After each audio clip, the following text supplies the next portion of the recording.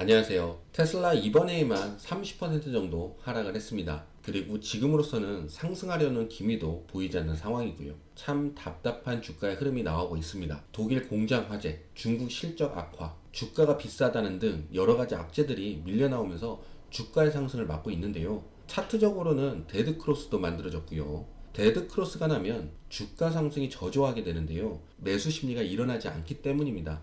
주가가 하락한다는 것은 매도가 나온다는 것이고, 그러면서 주가 하락이 되면서 데드크로스가 만들어지고, 데드크로스가 만들어지면 추가 하락이 나올 것이라고 생각하는 투자자들이 많아지면서 매수세가 쉽게 들어오지 않기 때문에 데드크로스를 좋게 보지 않는 것입니다. 그래서 그 부분 때문에도 주가가 힘을 내지 못하는 상황이라고도 볼 수 있습니다. 근데 이런 상황에 가치평가의 대가라고 하는 다모다란 뉴욕대 교수가 CNBC에서 엔비디아와 마이크로소프트 주식은 지나치게 고평가되어 있다고 하고 테슬라와 애플 주식 매수를 추천한다고 말을 했습니다. 그냥 쉽게 해석하면 엔비디아 마소는 지나치게 빠르게 많이 올라서 이렇게 올라도 되나 싶을 정도로 올랐잖아요.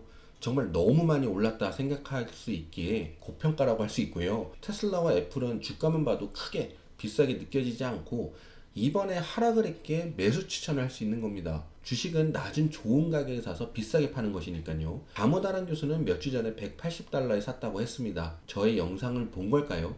물론 아니겠죠. 현재 테슬라는 전기차, 태양광과 충전소, 자율주행 이렇게 나눌 수 있는데요. 비중으로 보자면 테슬라는 전기차 기업으로 볼 수 있죠. 저는 전에도 테슬라가 계속 자동차 회사로만 보여지는 게 싫다라고 하고 투자자분들이 자동차 인도량에만 집중하는 게 좋은 것은 아니다라고 많이 말씀을 드렸습니다. 이유는 주가의 흐름 때문에 그런데요. 주가의 흐름은 뒤에 이야기도 하도록 하겠고요. 테슬라가 왜 자동차 섹터로 들어가려고 하는 건지에 대해 먼저 보도록 하겠습니다. 여러분들도 다 아시는 것과 같이 애플이 애플카를 포기했습니다. 매년 1조씩 해서 10년 가까이 돈을 부었다고 하는데 어마어마한 돈이죠. 근데 2024년 지난달이었죠. 애플카 사업을 포기했습니다. 애플도 사업의 한계가 오고 있다는 게 보이니 뭔가 돌파구가 필요했을 겁니다. 핸드폰, 컴퓨터만으로 먹고 살기가 힘들겠다는 부분인 거죠. 그래서 선택한 것이 전기차였는데 자율주행 전기차. 스티브 잡스의 꿈이기도 했습니다. 테슬라도 빵빵 터지고 전기차의 붐이 크게 일어났으니 애플도 준비를 해왔던 것일 텐데 한동안 전기차의 붐이 수그라드는 것을 보고 고민을 많이 했었을 겁니다. 결과적으로는 포기를 한 것이나 다름없는 상황이 되었고요. 처음에는 획기적이라서 수요가 늘어나는 것을 포커스하면서 기대감에 차를 사는 사람들이 늘어나는 거죠. 그렇게 성장성은 보여줄 수 있겠지만 전기차가 이미 경쟁이 너무 심한 상황이라 가다가 보면 수요가 평행이 되거나 내려갈 수 있기 때문에 쉽게 손을 대지 못하는 겁니다. 그래서 자율주행 전기차를 생각하는 것인데 자율주행의 벽이 너무 두꺼워서 자율주행을 뺀 애플카는 결국 여느 자동차 회사와 다를 게 없는 겁니다. 테슬라도 같습니다. 테슬라도 자동차만으로는 한계가 있을 거다 본 게 이 부분인데요. 자율주행에 대한 부분까지 보고 여기까지 온 건데 아직 현실화된 건 아니니 점점 자동차 회사로만의 기업이라는 게 굳혀지고 있는 겁니다. 자동차 회사로만의 경쟁력으로는 쉽지 않은 게요. 미국으로 예를 들어볼게요. 처음에 기대로 차를 사고 만족도가 좋은 사람은 계속 이어서 테슬라를 끌겠지만 반대로 그렇지 못한 사람은 다른 차로 바꿀 것입니다. 미국은 자동차를 잘 바꾸지 않는 문화가 있는데요. 한 자동차 회사를 선택하면 그 회사로 계속 끄는 사람들이 많습니다. BMW 전기차도 잘 나오더라고요. 요즘은 벤츠 전기차도 엄청 좋고 포르쉐도 좋고요. 좋은 전기차가 너무 많이 나옵니다. 그렇다면 개인이 타고 있는 회사의 전기차로 옮길 확률이 높다는 거죠. 굳이 전기차를 타려고 테슬라로 옮기지 않는다는 겁니다. 자율주행이 있다면 다를 수 있겠지만요. 이렇게 미국의 차를 잘 바꾸지 않는 문화적으로도 그렇고 이미 경쟁이 너무 심하다는 건데 애플이 여기에 뛰어들겠냐는 거죠. 애플이 생각하는 애플카는 핸드폰을 자동차로 만들겠다는 그런 식인 건데 그리고 자율주행을 중시해서 자동차를 만들겠다는 건데 자율주행을 이뤄내기도 쉽지가 않고 자율주행 없는 자동차로는 안 되겠다 해서 포기를 하는 상황입니다. 테슬라가 여기까지 온 것도 여러 가지가 있겠지만 자율주행이 있잖아요. 근데 애플이 애플카를 포기해버리니 자율주행이 먼 미래가 되는 건 아닌가 하는 생각이 들면서 테슬라는 전기차로서의 이미지만 남게 된 것이죠. 테슬라가 자동차 회사로 전락하게 된 것입니다. 그럼 자동차 섹터의 종목으로 분류가 되면서 주가의 흐름도 다른 자동차 기업처럼 변할 수도 있는 겁니다. AI, 자율주행, 테크 쪽으로 이미지가 바꿔지는 거죠. 당장은 아니겠지만요. 저는 주가 움직임과 흐름을 보면 그 기업을 알 수 있다고 생각하는 사람입니다.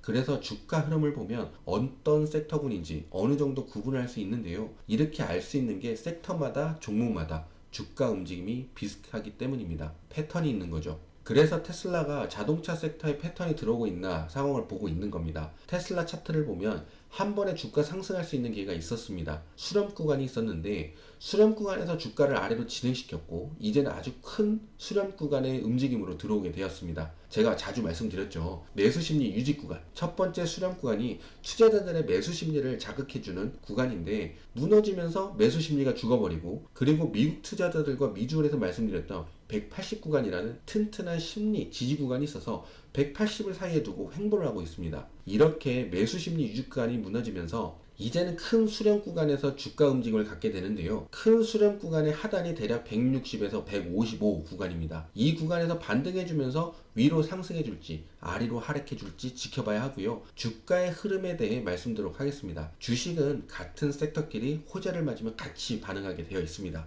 테슬라가 자동차 섹터에 갇혀버리면 우리가 아는 자동차 회사의 흐름과 비슷하게 흘러갈 수 있는 거죠. 요즘은 엔비디아의 기대감으로 대부분의 반도체의 주가들이 상승하는 것을 여러분들로 보셨을 겁니다. 근데 무조건 올라가는 분위기죠. 언제인지는 아직은 알 수 없지만 엔비디아가 되었던 어딘가에서 반도체 바람이 빠지면 올라간 반도체 종목의 대부분들이 같이 하락하는 모습을 보실 수 있으실 겁니다. 그래서 자동차 종목 포드 GM을 보려고 하는데요. 첫 번째 포드 지금 주가 12달러 18센트 상장했을 때부터 쭉 보겠습니다. 연도별로는 보지 않고 대략적인 고점 저점으로만 쭉 말씀드릴게요. 대략 이 시절대는 4불 그리고 16불 부근 이때는 자동차가 보급되는 시절이겠죠. 쭉 진행해 보도록 하겠습니다. 대략적으로 7불 20불 쭉 올라갑니다. 38불까지 갔고요. 내려옵니다. 6불 쭉 내려갑니다. 1불까지 내려왔네요. 그리고 19불까지 올라갑니다. 쭉 다시 쭉 내려와서 코로나 시국 때 4불 정도까지 내려옵니다. 그러면서 쭉 올라가고 26불, 지금은 12불. 오랜 기간이었지만 아래 저점 대비 고점까지 거리는 있지만 계속 이 구간에서 횡보했다는 것을요. GM입니다. 대략 38불에서 시작 내려오면서 26불 다시 올라갑니다. 50불 정도까지요. 다시 내려옵니다. 20불 부분 올라갑니다. 64 쭉쭉 올라간다고 보죠. 그리고 94불까지 올라갔고요. 그리고 또 다시 내려옵니다. 그러면서 쭉쭉 내려오면서 20불 정도까지 내려왔다가요. 좀 더 내려가네요. 그리고 올라가고요. 대략 39불에서 계속 횡보를 했었죠. 그리고 또 내려옵니다. 14불까지. 그리고 올라갑니다. 67불. 또 내려옵니다. 대략 27불까지. 지금은 39불 50. 역시나 세월에 따라서 주가 변동성은 있었지만 그리고 저점 대비 고점과의 이격은 있겠지만 결국 주가는 큰 박스를 갖고 횡보하고 있다는 것을 확인할 수 있습니다. 자동차 섹터가 이렇습니다. 저점을 잡으면 대박 낼 수 있는 기회는 가질 수 있겠으나 주가가 상승을 하다가 하락을 하게 되면 자기의 주가를 찾아가게 되어 있습니다. 자동차 섹터는 주가 상승에 한계가 있습니다. 경제가 좋으면 증시를 좋게 만들고 그러면서 대세 상승장이 오면 추가적인 주가 상승은 나올 수 있지만 엔비디아처럼 추가적 상승이 나오고 연속적인 추가 상승은 나오기가 힘들다는 부분입니다. 포드나 GM도 주가 상승이 있던 구간은 증시가 좋았던 시간대의 상승입니다. 참고하시고요. 그래서 테슬라가 자동차 섹터의 주가 움직임을 따라가게 되면 자동차 섹터가 돼버리는 상황이 올 수가 있습니다. 일론도 굉장히 머리 싸매고 무언가를 하려고 노력을 하고 있겠죠. 하지만 지금 테슬라의 주가 움직임으로 알 수 있는 현재의 상황은 무언가가 필요하다는 것과 자동차 섹터 이미지가 강하다는 부분이요. 주가는 기업을 판단하는 기준이 되기도 합니다. 이유는 기관들은 미리 여러 가지 정보를 가지고 매수와 매도를 준비하고 행하는데 우리는 그렇게 하지 못하잖아요. 그래서 우리는 주가가 어느 정도 이상의 상승을 하면 기업의 추가적 발전성을 기대할 수 있고 반대로 어느 정도 이하의 하락을 하면 기업의 리스크나 기업의 변화가 필요할 때구나 판단할 수 있습니다. 지금은 180 구간을 중요하게 보고 있는 지점이지만 중단기적으로 테슬라가 지금 처해 있는 상황에서 빠져나지 못한다면 160에서 155 구간까지 하락이 가능하고, 만약 기관들이 이미 테슬라는 이 상황에서 빠져나오지 못할 거라고 판단한 것이라면 그 아래로도 주가를 빼려고 할 수도 있습니다. 그러면 우리는 주가가 160 밑으로 가면 리스크 해결이 되지 못했구나 하고 판단할 수 있는 거죠. 단기 투자하시는 분들은 180에서 160까지 오르락 내리락 하는 건 크게 신경 쓰지 마시고요. 160 구간 잘 지켜보시고, 테슬라가 자동차 섹터의 주가 흐름을 따라가는지에 대해서는 그때 가서 다시 주가의 기준을 잡아보도록 하겠습니다. 저는 테슬라가는 다른 사업들이 더욱 부각되고 AI 부분에서도 좋은 소식이 들려왔으면 좋겠습니다. 오늘 영상은 여기까지입니다. 좋아요, 구독, 댓글 부탁드리고요. 감사합니다.